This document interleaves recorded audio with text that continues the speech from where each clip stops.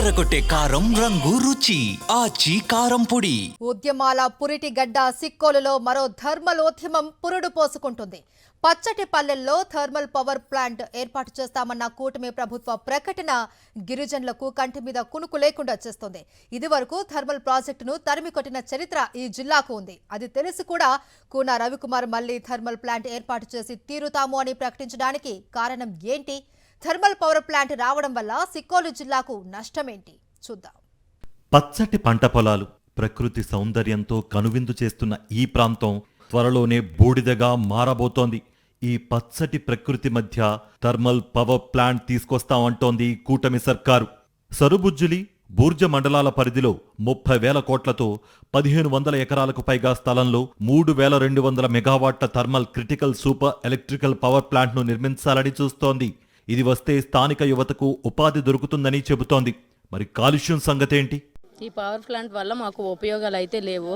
ఎందుకంటే దానివల్ల ఉద్యోగాలు కల్పిస్తాము అది ఇది అంటారు. కానీ అటువంటి ఉద్యోగాలు ఒక 30 మందికో 50 మందికో అవ్వచ్చే. కానీ ఈ 5 గ్రామాలు 7 గ్రామాలు చుట్టుపక్కల ఉన్న గ్రామాలు మొత్తము కూడాను 22 గ్రామాలు మొత్తం కూడా ఈ అనారోగ్యంగా ఇబ్బంది పడిపోయి కాలుష్యం వల్ల చాలా అనేరకంగా బాధపడతారు.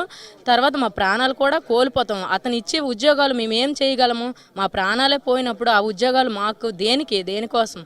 ప్రపంచంలోని దేశాలన్నీ 2030 నాటికి 50% థర్మల్ పవర్ ప్రాజెక్టులను మూసేస్తామని చెబుతున్నాయి. 2050 నాటికి పూర్తి స్థాయిలో థర్మల్ పవర్ ప్రాజెక్టుల్ని మూసివేస్తామని తీర్మానం చేశాయి. ఇలాంటి టైంలో కూటమి ప్రభుత్వం ప్రకృతిని బుగ్గి చేసే థర్మల్ ప్లాంట్ నిర్మిస్తామని చెబుతోంది. దీనిపై స్థానిక నేతలు, స్వచ్ఛంద సంస్థల కార్యకర్తలు భగ్గుమంటున్నారు. ఎట్టి పరిస్థితుల్లో కూడా ఇక్కడ పవర్ ప్లాంట్ పెట్టడానికి వీలు లేదు. చేసినట్లయితే పెద్ద ప్రజా ఉద్యమం తీసుకొస్తాం, జాతీయ ఉద్యమంగా తీసుకెళ్తాం. ఈ దేశంలో ఉన్న ఆదివాసులంతా ఏకమై ఈ పవర్ ప్లాంట్ అడ్డుకుంటామని కూడా ఈ ప్రభుత్వానికి తెలియజేస్తా ఉన్నాం. థర్మల్ ప్లాంట్ ఏర్పాటుతో ఆముదాల వలస, సరుబుజ్జిలి, బూర్జ, ఎల్లన్పేట, హీరమండలం, సీతంపేట, పాలకొండ, సంతకవిటి, శ్రీకాకుళం రూరల్తో కలిపి 9 మండలాల ప్రజలు ఇబ్బందులు ఎదుర్కొంటారని అంటున్నారు పర్యావరణవేత్తలు. పవర్ ప్లాంట్ నుంచి 40% మేర వ్యర్థాలు విడుదలవుతాయని, భూగర్భ జలాల్లోకి వెళ్లి పర్యావరణం, పంటలతో పాటు సాగునీరు, త్రాగునీరు కలుషితమవుతాయని నేతలు ఆరోపిస్తున్నారు. అవసరమైతే చంద్రబాబు తన సీఎం సొంత నియోజకవర్గం కుప్పంలో థర్మల్ పవర్ ప్లాంట్ ఏర్పాటు చేసుకోవాలని అంటున్నారు స్థానికులు.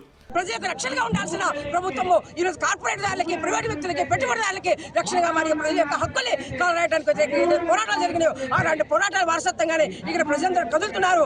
మరోవైపు థర్మల్ పవర్ ప్లాంట్కు వ్యతిరేకంగా గిరిజన సంఘాలు పెద్ద ఎత్తున పోరాటానికి సిద్ధమవుతున్నాయి.